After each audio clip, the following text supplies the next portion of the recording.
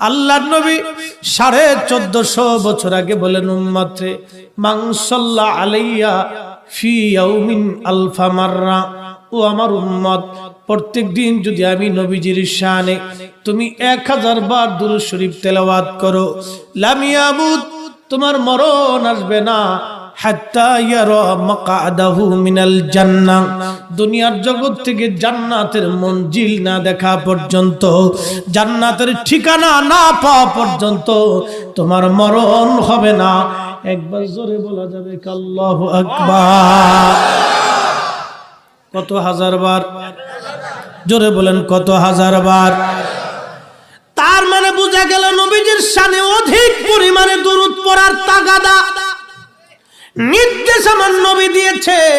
আমার দেশে একদল দুই একবার পড়িয়া একবারে মনে করছে হক আদায় দিয়ে মোনাজাত করিয়া একবারে প্লেট ভরে গামলা